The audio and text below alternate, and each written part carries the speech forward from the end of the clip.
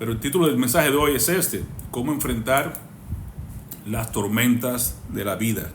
Nosotros enfrentamos aquí una real, ¿no?, en el sentido físico, en el ciclón, el huracán que pasó por acá, pero vamos a ver cómo enfrentamos las tormentas de la vida. Y me gusta siempre buscar el mensaje basado en ese gran texto que Dios también nos dio cuando comenzamos ahí en Roca Eterna. Nos dio esa visión, y usted lo ve en su boletín todos los días, todos los domingos, al final de la parte posterior del boletín, para olvidarnos de que es clave ese versículo que nos dio el Señor en Mateo 7, 24 y 25. Y tomamos como base también para el día de hoy. Dice así: cualquiera pues que me oye estas palabras y las hace, le compararé a un hombre prudente que edificó su casa sobre la roca. Descendió lluvia y vinieron ríos, soplaron vientos y golpearon contra aquella casa, y no cayó, porque estaba fundada sobre la roca. Amén. Oremos. Padre, te damos gracias porque no importa las circunstancias, no importa las tormentas, no importa los problemas que pueden llegar a nuestras vidas, tú nos has dado tu promesa de que si estamos en ti, Señor, estamos seguros. Tu presencia, tu promesa, tu provisión es suficiente para nosotros. Tu gracia es suficiente, Señor. Lo hemos experimentado en varias ocasiones y sabemos que no importa las veces que tengamos que enfrentarlos, los asuntos, los embates de la vida, contigo somos más que victoriosos. Amén. Y es por eso que podemos aprender a enfrentar las tormentas, no solos, Señor, sino contigo. Amén. Y sé que saldremos vencedores al final de cada una de ellas. Ayúdanos, oh Dios, a refrescar estos conceptos bíblicos que nos animan y que nos enseñan y nos llevan a poner la mirada siempre en ti y no en las circunstancias, para no hundirnos como se hundió el apóstol Pedro bajo las aguas, al ver los vientos y al ver entonces el temporal. Te pedimos nos ayudes en este tiempo a proclamar tu palabra y a creerlo en nuestro corazón y a compartirlo con aquellos que también están en necesidad, porque están pasando por tormentas de la vida. En el nombre de Jesús. Amén. Sí, ciertamente las tormentas son algo que es inevitable, ¿no? Estamos en un mundo caído y todos estaremos enfrentando en algún momento determinado y varias veces en la vida tormentas. Unos estamos comenzando, entrando en algunas de ellas, otros estamos pasando por alguna tormenta en la vida, otros estamos saliendo, otros estamos quizás contemplando, ¿no?, un tiempo de calma, pero contemplando que próximamente estaremos entrando en alguna otra. Así que de eso se trata. La vida nos va llevando de gloria en gloria, victoria en victoria, también de problema en problema y así que definimos la tormenta como cualquier circunstancia que amenace nuestra paz, nuestra seguridad, la salud o incluso la fe. En este caso hablamos de enfermedades, pérdidas financieras, crisis familiares, etc. Lo cierto es que las tormentas no discriminan, hermano. Ocurren a todo el mundo, a cualquier persona, a cualquier nivel, cualquier estatus social, cualquier raza, cualquier color. Jesús mismo lo dijo, y unas promesas que muchas veces no queremos plasmar. Clamamos las promesas de Dios: Dios es bueno, Dios es amor, Dios viene pronto, todas ellas. Dios suple, Dios vela, es nuestro pan de vida. Pero nos olvidamos de que Jesús mismo dijo esta promesa tan bella: en el mundo tendréis aflicción. Que tanta verdad encerraba acá en este gran versículo de Juan 16:33. En el mundo tendréis aflicción. Pero no nos deja ahí, sino dice, pero, el pero de Jesús, el pero de Dios: pero confiad en mí, porque yo he vencido al mundo. Así que la clave fundamental para poder atravesar las tormentas de la vida es tener a Jesús de nuestro lado, tener a Jesús con nosotros, estar en su presencia, ser un hijo de Dios, estar en el arca, como el caso de Noé. Los que estamos en el arca estamos salvos, los que se quedan fuera se los lleva el diluvio. Pero Jesús dijo: confiar en mí, porque yo he vencido al mundo. Entonces no vamos a pegarnos a Cristo, porque el que venció es el vencedor y es quien viene otra vez. La pregunta no es si vendrán, sino cómo las enfrentaremos cuando lleguen. Y ahí estaba claro que habrá sobre cada persona en la vida vendrán ríos, vendrán lluvias, vendrán vientos, por así decirlo, algunos ejemplos de tempestades, de tormentas, de huracanes, que vendrán a nuestras vidas, pero la diferencia la hacemos cuando depende si estamos en la arena o si nuestra vida está fundada sobre la roca. Y esa roca es Jesús, y es el lema de nuestra iglesia, edificando vidas sobre la roca inmutable de los siglos, la roca eterna, la que se abre y nos guarda para estar nosotros protegidos frente al trono de Dios, cuando estemos frente al juicio de Dios, que estamos envueltos en la roca eterna y nos guarda de ser condenados. Así que como cristianos, recuerda el apóstol Pedro también nos da otra promesa interesante, dice en 1 Pedro 4:12, amados, no os sorprendáis del fuego de prueba que os ha sobrevenido, como si alguna cosa extraña os aconteciese. Siempre nos asombramos cuando pasamos por pruebas. ¿Y por qué ahora? ¿Y por qué yo? Y la pregunta que muchas veces nos recordaba a unos grandes predicadores, creo que era Moody, decía, la pregunta correcta es, ¿por qué no a mí? Porque soy uno más de este mundo pecador, soy uno más en el mundo caído, ¿por qué no a mí? En vez de ¿por qué a mí? ¿Por qué no a mí? Así que no te sorprendas, es parte de donde vivimos, es parte de nuestra naturaleza caída, es parte muchas veces de las torpezas nuestras, las malas decisiones que hacemos y traemos hacia nuestras vidas problemas y malas consecuencias, disciplina incluso de parte de Dios. ¿Por qué no? No te sorprendas, sino que, dice luego el versículo 13, sino gozaos por cuanto sois participantes de los padecimientos de Cristo. Y ahí Pablo decía allá en Filipenses, a nosotros nos ha concedido el derecho de creer, es un placer, es un derecho que tenemos de creer. Okay, 29 de Filipenses capítulo 1. Pero solamente de creer, no, también se nos ha dado el derecho de padecer por Cristo. Y queremos creer y queremos disfrutar la vida cristiana, pero no queremos muchas veces la segunda parte, el padecimiento, el sufrimiento. Y cuando tenemos que ser atacados por diferentes maneras, pues es lo que Dios quiere y permite para que podamos nosotros participar en el sufrimiento de Cristo. Si sufrimos con Él, también reinaremos con Él, dice Pablo en otra de sus porciones ahí en Romanos. Así que cuando sufrimos debemos gozarnos porque estamos padeciendo juntamente con Cristo, para que también en la revelación de su gloria, cuando Cristo venga, entonces nos gocemos con gran alegría. El apóstol Santiago también se hace eco de este mismo concepto, de esta misma verdad. Santiago 1, versículo 2 dice, los hermanos míos, tened por sumo gozo, como algo supremo, como algo extraordinario, sumo gozo cuando os halléis en diversas pruebas. Un propósito, sabiendo que la prueba de vuestra fe produce paciencia. Y no nos cansemos, sigamos ahí, mantengámonos firmes en medio de las pruebas, porque sigue diciendo, mas tenga la paciencia su obra completa para que seáis perfectos y cabales sin que os falte cosa alguna. Entonces Dios tiene planes con las tormentas, Dios tiene planes cuando nos va a hacer procesar, como ustedes cantaban ahorita, el alfarero. Dios tiene planes cuando nos hace pasar por el fuego, porque Él quiere que nosotros seamos perfeccionados. Ya somos perdonados, ahora nos falta ser perfeccionados para poder alcanzar la madurez que Dios espera de nosotros, ser perfeccionados y cabales sin que nos falte cosa alguna. Así que las pruebas, hermano, como decíamos, son universales. A todos nos va a tocar esa parte tremenda de la vida que no queremos muchas veces atravesar, pero tenemos que atravesarla porque realmente cuando estamos en este mundo vamos a estar siendo probados. Así que de eso se trata, que entendamos que es un problema universal, que todos tenemos que pasar por diferentes pruebas.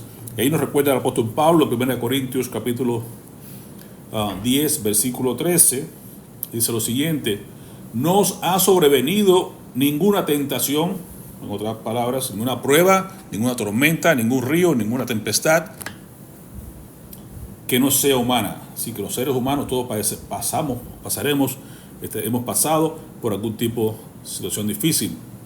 Y la diferencia está acá. Pero fiel es Dios, que no te dejará ser tentado más de lo que podéis resistir, sino que te dará también juntamente con la tentación la salida para que podáis soportar. Entonces las pruebas podemos pasarlas cuando estamos con Dios, porque Dios es el que nos da la fuerza.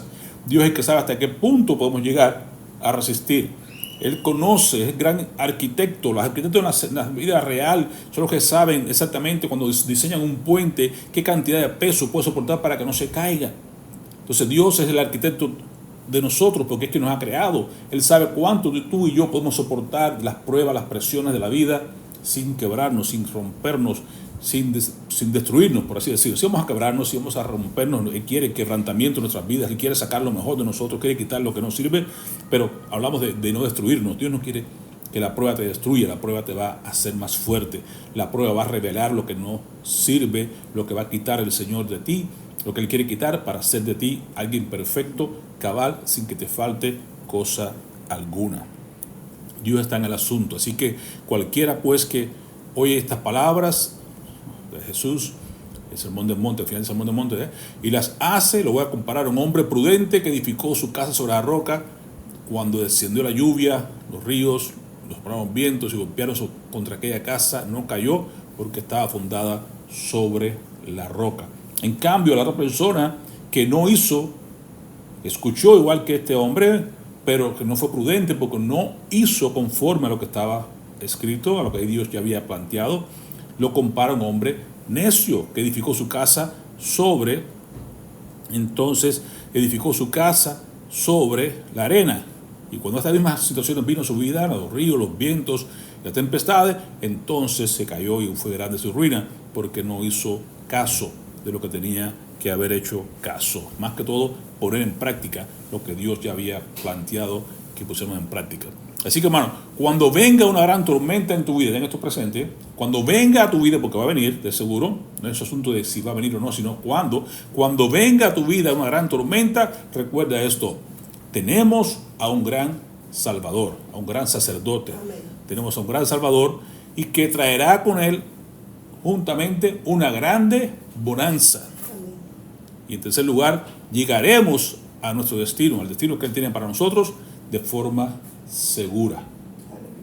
¿En qué me baso para decirles esto? En aquel gran evento de la tormenta, donde los discípulos estaban allá en capítulo 4 capítulo 8 de Marcos y también de Mateo, nos narra acerca de este evento, cuando los discípulos, Jesús les dice, pasemos al otro lado, y van a Capernaum, y entonces Él está acostado, durmiendo en la barca, y se levantó una gran tempestad, a punto que se anegaban, casi se ahogaban y se asustan y tienen miedo y despiertan al maestro: no te da miedo, no te da pena con nosotros, mira que vamos a perecer por el viento tan fuerte que estaba sucediendo, una gran tormenta. Y Jesús se levanta y reprende al viento y reprende al mar y también reprende a los discípulos al decirle: hombres de poca fe, ¿por qué temieron? Cuando Jesús lo había dicho claramente: pasemos al otro lado. No les dijo que iba a ser fácil la navegación, sencillamente está prometiendo que llegarían confiadamente al trono, allá al lugar que les dijo que iba a llegar. Cuando Jesús promete algo, piense, hermano, que usted de seguro que va a llegar, aunque el viaje sea un poco tormentoso, aunque el viaje sea un poquito turbulento. Como usted se monta un avión de un sitio a otro, se ve que hay tormentas ahí arriba, hay turbulencia y todo, usted se asusta un poco, usted se preocupa, ora y se agarra uno del otro, pero al final llega hasta el otro lado, gracias a Dios, porque Dios nos lleva en su mano, y usted tiene un aterrizaje seguro al otro lado a donde usted iba ya tenía planificado. Así ocurrió, y como dice acá en Mateo y en Marcos, y luego de esta gran tormenta hubo una grande bonanza. Así que experimentaremos esa bendición de parte de Dios cuando Él está en la barca con nosotros, cuando sabemos que Él está en nuestras vidas. Así que las tormentas son inevitables, pero con Cristo, cuando estamos en Cristo, tenemos un ancla segura, tenemos el propósito, la promesa de su presencia, y podemos navegar a través de cualquiera que sea las circunstancias. Jesús fue claro: ¿por qué tienen miedo, hombres de poca fe? ¿Por qué tenemos miedo? Porque nos falta la fe. Somos pequeños en la fe. Debemos clamar como que el centurión: ayuda mi incredulidad. Creo, pero ayuda mi incredulidad. Permite que mi fe crezca. ¿Y cómo crece la fe? Como bien decía Santiago, va a crecer por medio de las pruebas, porque ahí es que el Señor nos va perfeccionando. va a crecer, le dice allá el apóstol Pedro, cuando nos pase por el fuego. Nuestra fe tiene que ser probada por el fuego para que pueda crecer. ¿Cómo vamos a crecer? Como Jesús mismo decía, aunque nuestra fe sea pequeña como un grano de mostaza, va a crecer y va a crecer como un gran árbol y va a poder ser de gran bendición a todas las personas que están alrededor nuestro. Pero tenemos que ¿cómo te digo? Poner en práctica nuestra fe, hacer valer los músculos de nuestra fe, porque la fe es por oír y oír la palabra de Dios. Vamos a crecer en fe cuando seguimos creciendo, creyéndole a Dios. Entonces, hay 3 o 4 puntos que quiero ver rapidito acá con ustedes, que nos pueden ayudar a cómo navegar las tormentas de la vida. Para navegar las tormentas de la vida es importante, aparte de tener la introducción que le acabo de dar, es que tengamos nosotros claro que debemos tener un timón. ¿Cuál es el timón? Quiero hacer una comparación más o menos de lo que es una barca con lo que es realmente las tormentas de la vida, cómo navegar las tormentas de la vida. En este caso hay que tener un buen timón. El timón me refiero al aferrarse usted y yo, nos aferremos a la soberanía de Dios. Cuando nos aferramos a la soberanía de Dios, es un timón, porque Dios es el timón, Dios es quien guía tu vida, Dios es quien guía tu barca, es el capitán, no somos nosotros, pero Dios es ese timón que nos va a guiar. Así que usted tiene que saber que a Dios no le sorprende la tormenta, porque Dios es omnisciente, porque Dios lo sabe todo, y Él es soberano sobre cada tormenta. Aún Él caminaba sobre las aguas. Recuerdo cuando vino a los discípulos caminando sobre las aguas, en otra ocasión de tormenta, Él viene caminando sobre las aguas. Así que el problema que tenían ellos era el problema de agua, el problema de que estaban siendo anegados por el agua. Sin embargo, que dice, Dios caminó sobre las aguas. Así que todo está, como dice Pablo, bajo sus pies, bajo los pies de Jesús. Él tiene control, Él es soberano. Ese es nuestro timón, saber que la soberanía de Dios es quien guía nuestras vidas. El Salmo 29:10 nos recuerda: el Señor se sentó como rey sobre el diluvio. El Señor se sienta como rey para siempre.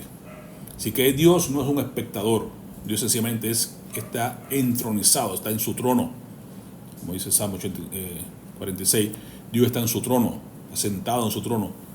¿Okay? Y el estrado de sus pies es esta tierra que es donde tú y yo estamos. En Romanos 8:28 nos recuerda y sabemos que todas las cosas, los que aman a Dios, todas las cosas nos ayudan a bien. Esto significa que todo es bueno, todo que sea bueno, sea que Dios hace que Dios pueda obrar a través de ella, e incluso lo malo, ¿verdad? Lo que pasó con José, y usted lo vio, no terminamos de ver la historia completa de él ahí, pero usted vio lo que pasó con él, todas las cosas, vicisitudes que pasó, el ser traicionado, el ser vendido, el ser malinterpretado, el ser mandado a la cárcel, y todas las cosas. Él dijo al final ahí en Génesis 50, donde llega, y 50:20, creo que es, donde dice: lo que ustedes intentaron para mal, Dios lo usó para bien. Así que aún cuando pasó por la cárcel, Dios estaba con él. Era lo importante, que su presencia con él era suficiente para seguir haciendo de José la persona que él quería llegar a formar. Así que cada experiencia que pareciera difícil, negativa en la vida de José, fueron todas usadas en conjunto para hacer de José aquel gran primer ministro de la nación más grande del mundo en aquella época. Así que todo lo que viene a tu vida es sencillamente algo que Dios va a ir usando como parte de ese gran puzzle, de ese gran crucigrama, donde cuando al final de todo usted va a encontrar que Dios estaba en el asunto, Dios estaba en control de cada situación para sacar lo mejor de nosotros y conformarnos y perfeccionarnos y prepararnos para llegar al punto que Dios quiere que lleguemos.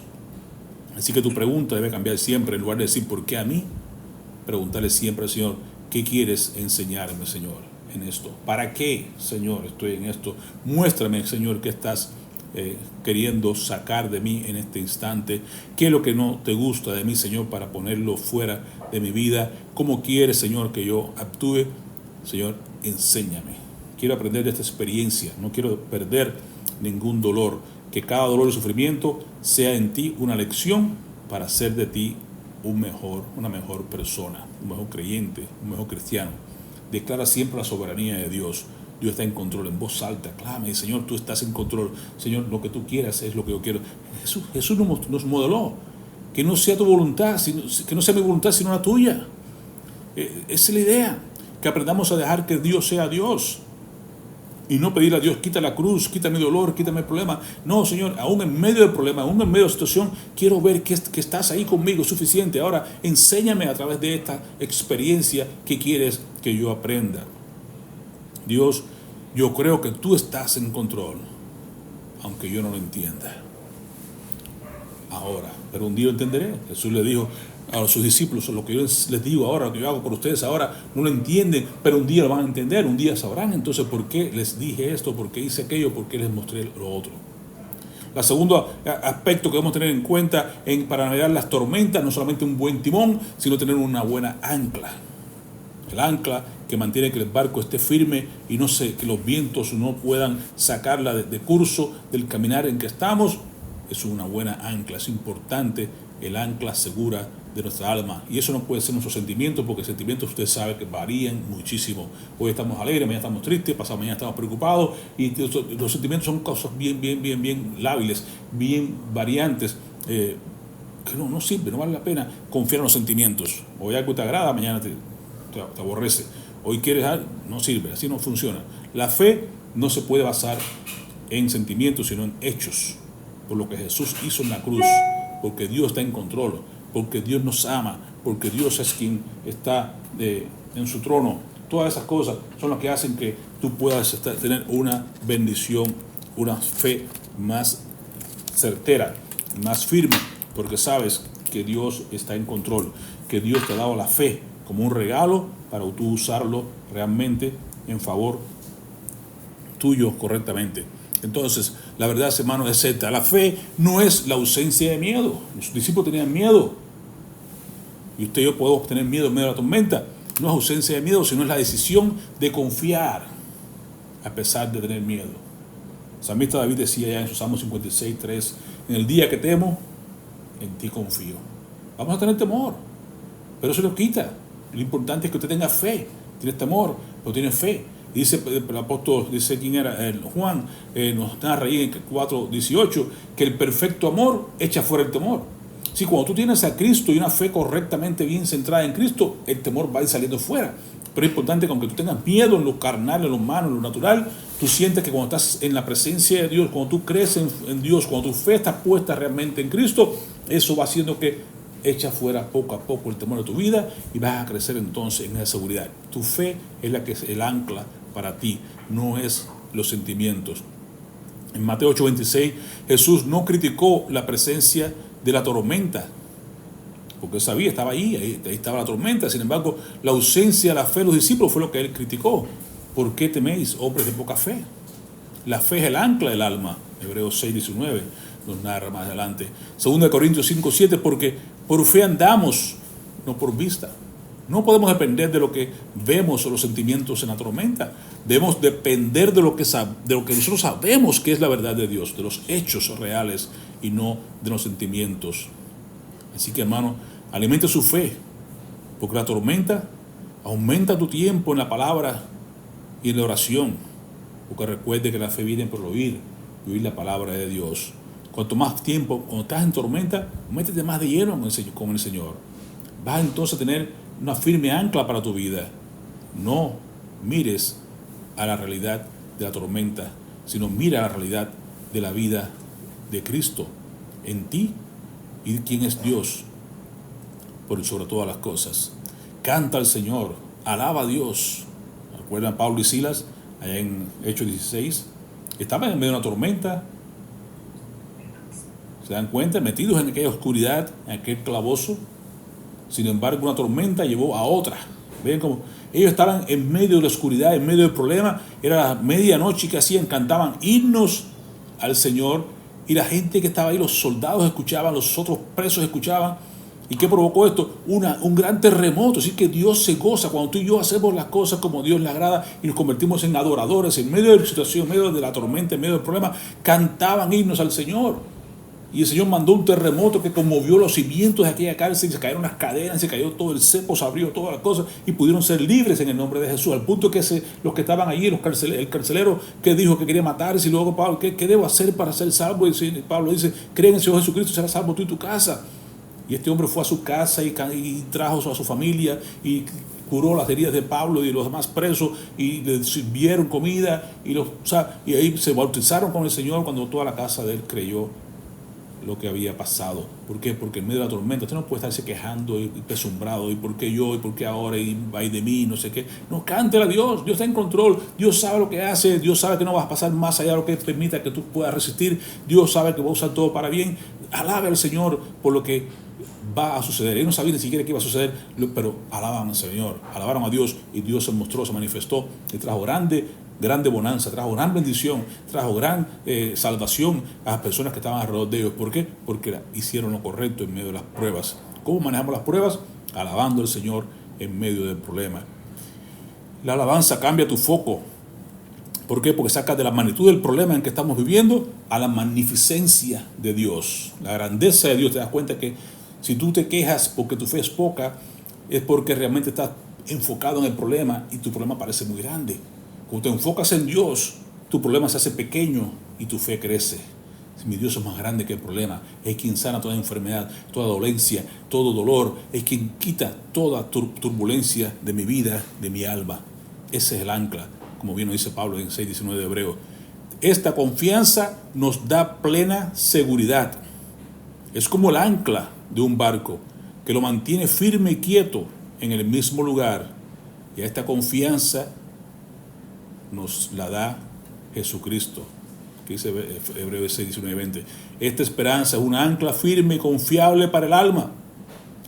Nos conduce a través de las cortinas del santuario interior de Dios. Jesús ya entró allí por nosotros.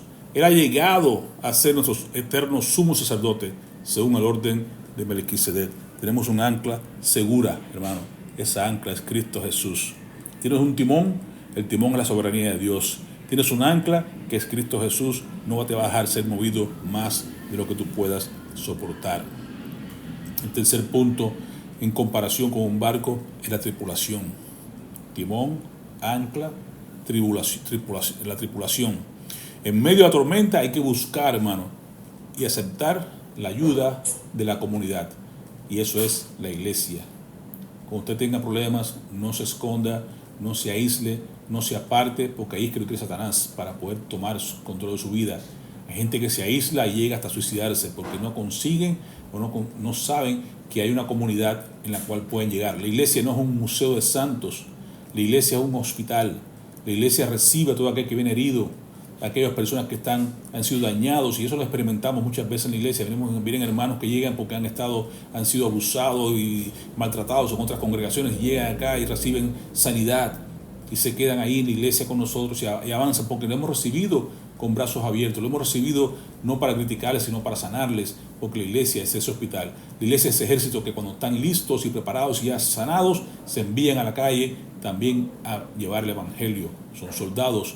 También la iglesia es un sitio de remanso donde usted puede llegar y alcanzar, tener esa paz y ese deseo de estar junto con los hermanos para participar juntos, como ahorita vamos a participar de la cena del Señor, la comunión, el partimiento del pan y las oraciones y todo lo que hacemos en comunión, porque ahí está la verdadera tripulación que nos ayuda a navegar las tormentas de la vida.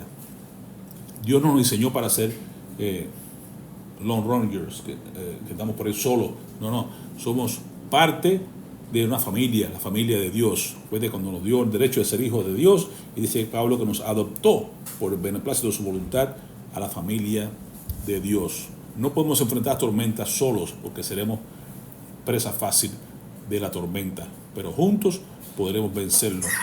¿Qué nos dice ahí Eclesiastés 4, 9 y 10? Nos recuerda que mejor son dos que uno, porque si caen, uno levantará a su compañero, y si alguien quiere prevalecer contra ese uno, los dos le harán frente y entonces podrán vencer al que venga en contra de ese uno. Oh, hermano, cordón de tres traveses no se rompe y punto, ya no se rompe. ¿Por qué? Cuando estamos dos unidos, eso lo hacemos siempre énfasis en matrimonio, marido y la esposa juntos, pero con Cristo en el medio, son tres traveses, una trenza de tres elementos, lo cual no se puede romper. Igualmente pasa en la familia cristiana, juntos, muchos unidos como hermanos, ninguna tormenta nos puede sobrepasar, porque podemos vencerla juntos en el nombre de Jesús. Recuerden Gálatas 6:2, sobrelleven los unos las cargas de los otros y cumplan así la ley de Cristo. Esta es la ley de Cristo, de compartir unos con otros, sobrellevar las cargas los unos de los otros, ¿verdad? Para poder ayudarnos a hacer ligera nuestra carga, y sobre todo con Cristo, que es el que dice: vengan, toma tu yugo conmigo y tu carga será más ligera. Eso está claro. Con Cristo primero y unos con los otros podremos hacer siempre frente a las tormentas, porque en la unidad está la fuerza y la victoria es nuestra, porque Cristo, el capitán, va con nosotros. Sea humilde, hermano. Es cierto que a veces tenemos problemas, queremos alejarnos, queremos resolverlo por nuestros medios.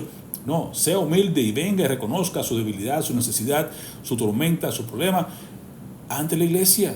Y un grupo de hermanos van a orar contigo, van a orar por ti, vamos a salir a darle solución a tu problema, vamos a ayudarte con la sabiduría de Dios a que crezcamos en medio de la tormenta. Permite que otros te ayuden, que oren por ti, que te apoyen. No pretendas tener toda tu fuerza, no, es imposible. Sé parte de una comunidad, de una iglesia, de un grupo pequeño. Todo eso es vital en tiempos de crisis. Así que, hermano, el otro punto importante es enfocarnos en el propósito, no en el dolor. Como decía ahorita, enfocarnos en Dios hace que tu problema sea pequeño. Te enfocas en tu problema, hace que tu Dios sea pequeño. Esto sería entonces la brújula. Tenemos el timón, tenemos el ancla, la tripulación, tenemos la brújula. La brújula entonces es ahora aquella que nos sirve a nosotros para enfocarnos, para buscar la dirección correcta. Las tormentas siempre tienen un propósito, aunque este sea a veces oculto, así que no conozcas por qué el propósito de la tormenta. Recuerden 1 Pedro 1, 6, 7, decíamos ahorita, las pruebas tienen el propósito de probar y refinar nuestra fe, para que sea hallada en alabanza, gloria y honra. Es más preciosa que el oro. Va a ser probada nuestra fe, pero es para que sea hallada en alabanza, en gloria y honra. El carácter es importante, va por encima de la comodidad. Dios quiere carácter y no comodidad. Tú quieres que no te pase nada, que todo te vaya bien, que estés feliz con todo, pero Dios está interesado en formar tu carácter más que tu comodidad. Dios suele estar más interesado en formar nuestro carácter, que incluye la paciencia, la perseverancia, la dependencia de Dios y todo el fruto del Espíritu Santo que usted conoce: amor, gozo, paz, paciencia, benignidad, bondad, fe, mansedumbre, la templanza. Él quiere darnos todo eso más que una vida fácil. La vida fácil no es lo que Dios está interesado en llevar a cabo contigo. Vendrá un momento cuando estemos en la presencia de Dios que todo será maravilla, pero en este momento Dios nos está pasando por el fuego, nos está probando, nos está haciendo crecer. Recuerda ahí en Romanos 5, 3 y 4 que es la tribulación la que produce esperanza, es la tribulación la que nos lleva a nosotros a formar el carácter, la que nos lleva a formar y querer hacer lo que Dios quiere con nosotros. Su propósito está claro: Él quiere que seamos conformados a la imagen de su Hijo, Cristo Jesús, en Romanos 8, 29. Así que la pregunta es clara: ¿qué fruto espiritual, de paciencia, hablemos de compasión, fortaleza, puede producir esta situación en mí? Si cuando usted va a preguntarse en medio del problema, te dice ahora: Señor, dime, ¿qué quieres que yo aprenda de esto? ¿Qué quieres sacar de mí? ¿Qué quieres que yo ponga en práctica? ¿Compasión? ¿Quieres fortalecerme en mi interior? ¿Quieres provocar en mí paciencia como parte de mi carácter? ¿Qué quieres hacer conmigo a través de esta prueba, de esta situación? Y ahí es que uno va buscando el propósito de por qué estamos pasando por una tormenta. Recuerde el cuadro completo. El carpintero no solo ve el grano áspero de la madera, sino el mueble hermoso que puede llegar a ser. Y Dios ve en ti el producto final de tu fe, que es la santificación, que es la conformación a la imagen de Cristo Jesús. Y de estos hay muchos ejemplos, y usted los conoce. Pero recordemos allí en Isaías 64, 8, cantaban ahorita el alfarero de Jeremías, pero también en Isaías nos dice: Señor, tú eres nuestro Padre, nosotros somos el barro y tú el alfarero, todos somos obra de tu mano. Así que Dios está obrando en ti, obrando en mí, haciendo una vasija útil para su gloria, una vasija que sea útil para beneficio de las personas que nos rodean y que su reino pueda ser expandido. La promesa es clara y eso te va a ayudar a tener en cuenta de que no importa lo difícil que sea el proceso, recordemos que no es el final. ¿Por qué? Porque en Isaías 28, 28 dice: el grano se trilla pero no lo trillará para siempre. Así como decíamos ahorita, Dios no te va a hacer tentado más de lo que puedas soportar. Entonces te va a ser trillado, pero no trillado para siempre. Trillado hasta que Dios cumpla el propósito en ti, hasta que Dios cumpla lo que quiere sacar de ti. Ni lo comprime con la rueda de su carreta, ni lo quebranta con los dientes de su trillo. Dios no te quiere destruir, hermano. Usted pasa por la prueba y dice, Señor, quita de mí esta prueba, pasa de mí esta copa. No, no es eso. Él quiere hacer algo en tu vida, pero no va a destruirte. Quiere siempre terminar la obra que comenzó en ti. Bien decía el apóstol Pablo, aquel que comenzó la buena obra en ti, la terminará hasta el día de Jesucristo. Qué gran bendición, qué gran promesa esta de parte de Amós 9:9. Porque aquí yo daré un mandato y zarandearé a la casa de Israel entre todas las naciones. Ahí está la promesa. Ahí está la advertencia. Va a zarandear al pueblo de Israel. Y tú y yo ya sabemos, vamos a ser zarandeados, vamos a ser probados, vamos a ser nuestros ríos, lluvias y vientos van a llegar sobre tu vida. Todo eso va a pasar. Y la promesa es esta. Como zarandea un grano en la criba. Pero qué belleza. Sin que caiga ni un grano en tierra. Dios va a permitir que te trillen, Dios va a permitir que te zarandeen, pero no te vas a caer de la criba, vas así, como la criba sería como la mano de Dios. Usted está en la mano de Dios y aunque te vengan las tormentas, usted no se va a salir de la mano de Dios, usted no va a caerse de la mano de Dios, porque Dios es quien te sostiene. Te está perfeccionando, pero no te va a dejar caer de la criba, no te vas a dejar caer de la mano de Dios. No va a dejar que te trillen para destruirte, sino te va a estar trillando hasta que saque de ti lo que Él espera sacar, un carácter como el de Cristo Jesús. Vas a cantar esa canción, Señor Jesús, haz mi carácter como el tuyo. ¿Ya? Qué interesante. Aún los discípulos fueron también zarandeados. En una ocasión el Señor Jesús le dice a Pedro, Simón, Simón, he aquí Satanás os ha pedido para zarandearos como a trigo. En el trigo. Pero yo he rogado por ti para que tu fe no falte. Interesante. Dos cosas. Satanás quiere zarandearnos. Pero dice Jesús, yo sé que tú eres trigo. Tú no eres cizaña. Tú eres trigo. Y el trigo, según una promesa que leímos ahorita, no se va a caer de la criba. El trigo no va a ser destruido. El trigo de Dios permanece. Y Jesús le dice, yo he orado por ti. ¿Y por qué he orado por ti? Yo he rogado en oración por ti, Simón, para que tu fe no falte. Lo que Dios quiere es que tu fe sea aprobada, pero sea hallada en alabanza y gloria del Señor. Que no falte tu fe, que no falle. De modo que cuando tú te arrepientas, de modo que cuando tú te vuelvas a mí, te vuelvas y fortalezcas a tus hermanos. Tienen propósito en las pruebas. Te vas a zarandear, pero es para que tú vayas y entonces puedas luego fortalecer a tus hermanos. Porque nadie que haya pasado por prueba puede ser un gran testimonio para los demás. Tienes que ser probado tú para que puedas alentar a otros en medio de sus circunstancias parecidas. Tú digas, el Señor estuvo conmigo, el Señor me mostró su fortaleza, su gracia sobre mí, Dios lo va a hacer también contigo. Dice Pablo en 2 Corintios 1, 3 en adelante, ¿verdad? De que todos vamos a ser probados. ¿Y eso es para qué? Para que seamos capaces de consolar a otros con la misma consolación con que Dios nos consoló a nosotros cuando estábamos en tribulación y angustias. En aquella ocasión estaban los discípulos en el mar, en medio de la tormenta, y Jesús viene sobre las aguas y le dice, no temáis, soy yo. Ellos pensaban que era un fantasma, se asombraron, pero dice, no tengan temor, soy yo. Yo soy el soberano Dios sobre las aguas. Y aún Pedro queda asombrado y dice, Señor, si eres tú, manda que yo vaya sobre las aguas. Y él sale, dice, ven. Y él sale y viene caminando sobre las aguas por un tiempito, pero luego miró la tormenta, puso sus ojos puso los ojos en el problema, en lugar de la grandeza de Cristo. Y al poner los ojos entonces en el viento y la furia del viento y el mar, se hundió. Que no dice, Señor, en cuanto a la brújula, pon tus ojos en Cristo, no en la tormenta. Y comenzó a hundirse. Y aún así, Jesús extiende su mano y saca a Pedro del medio de las aguas. Levantó, Pedro grande y más pesado ahora que está mojado. Sin embargo, con una sola mano lo saca y lo trae de vuelta a la superficie. Y juntos entran al barco y se calma el viento y el mar. Qué bendición saber que con Cristo las tormentas de la vida no tienen ningún valor, ninguna fuerza sobre nosotros. Así que la quinta cosa, para ir terminando, es que la calma, la grandeza, la gran calma viene después cuando confiamos nosotros, nuestra fe reposa en esperar en la presencia, la promesa de la presencia de Cristo. Así que la promesa de Dios no es la ausencia de la tormenta, sino su presencia en medio de ellas.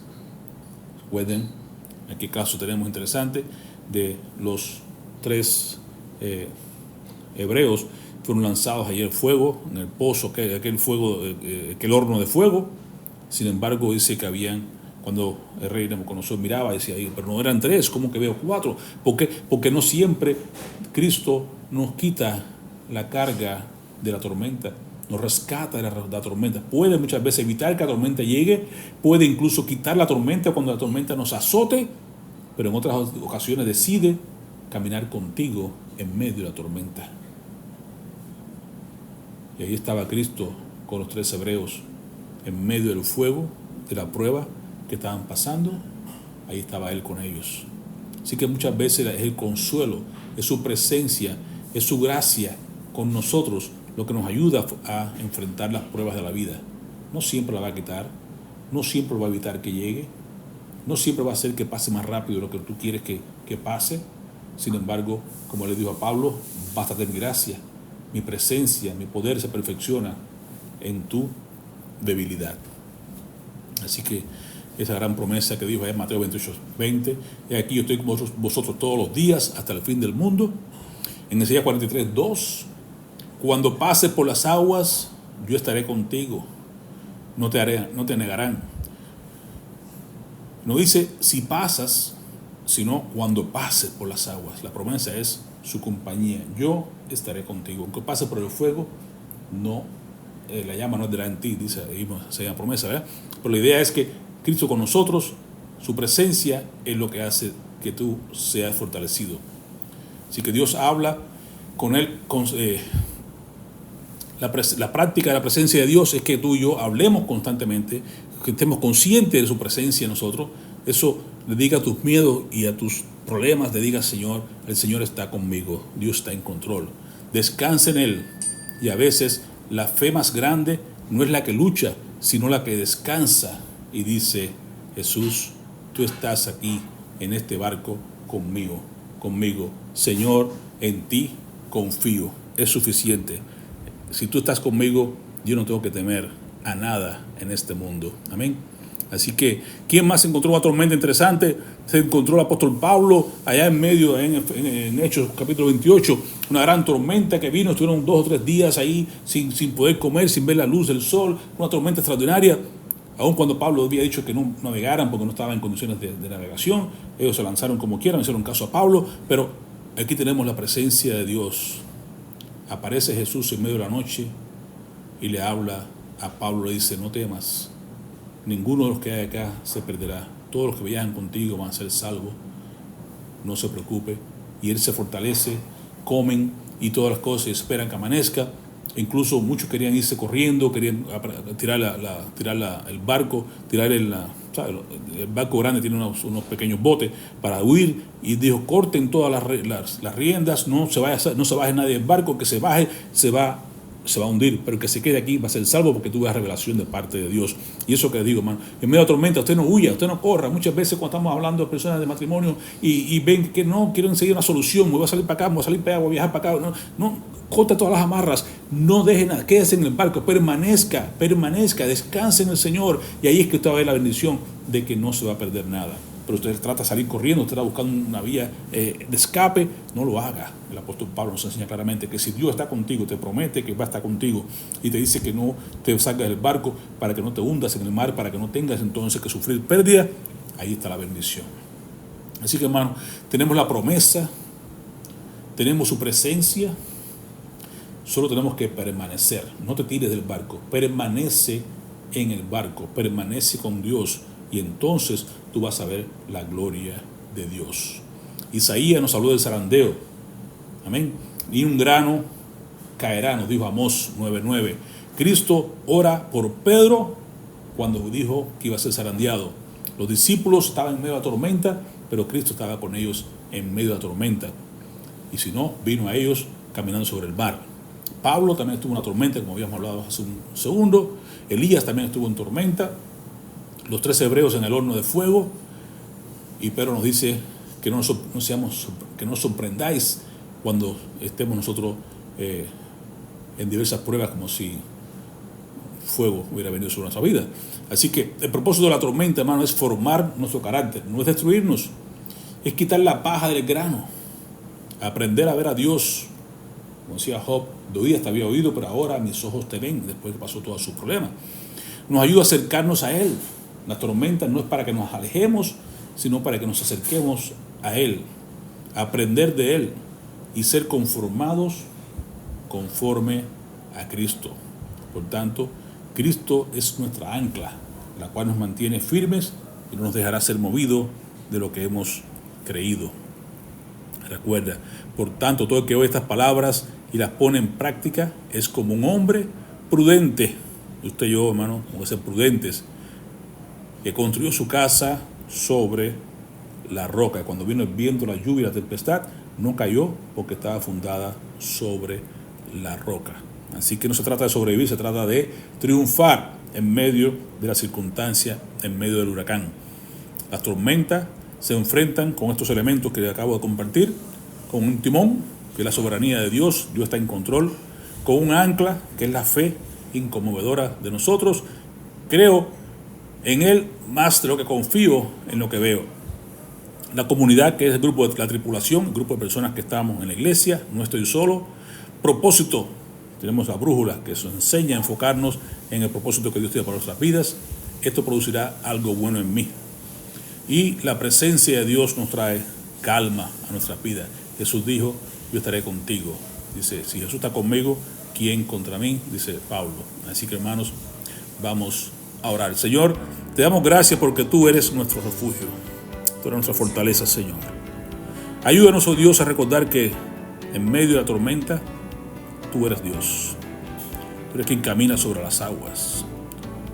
Tú vienes con tus palabras y calma la tempestad, calma nuestros corazones. Enséñanos, Padre Santo, a descansar en tu soberanía, a confiar en que tú tienes un buen corazón, un buen propósito para nosotros, que tú estás obrando tu perfecta voluntad en nuestras vidas, que tú quieres llevarnos de donde estamos a conformar nuestro carácter al tuyo, a hacernos crecer, Señor, en semejanza a ti, a fortalecer nuestra fe, a acercarnos a ti y a ser un testimonio para las personas que nos rodean, que puedan ver en nosotros tu obra que estás haciendo, Señor, que has comenzado a hacer en nuestras vidas y que no terminarás hasta que tú vengas a tu presencia. Es cierto, no estamos completamente perfeccionados todavía, pero vamos en ese camino. Ayúdanos, oh Dios, que no importa el fuego que venga en nuestras vidas, podamos ver siempre el propósito en ella y podamos nosotros humildemente, como el barro, dejarnos moldear por tus manos, Señor, para que tú seas exaltado en todo cuanto hagamos. Recibe la gloria, recibe la honra y que cada hermano que ha escuchado tu voz en el día de hoy pueda ser fortalecido, pueda ser, si no están en tormentas todavía, hermanos, que puedan prepararse para que puedan ellos también, cuando llegue la hora, poder enfrentarla correctamente con estos elementos. Tu soberanía, tú como brújula, como ancla, que podemos contar unos con nosotros como una gran tripulación y que confiemos en tus promesas, nos dé esa calma de que tú estás en control. Recibe la gloria y la honra en el nombre que es sobre todo nombre, en el nombre de Jesús. Amén. Amén.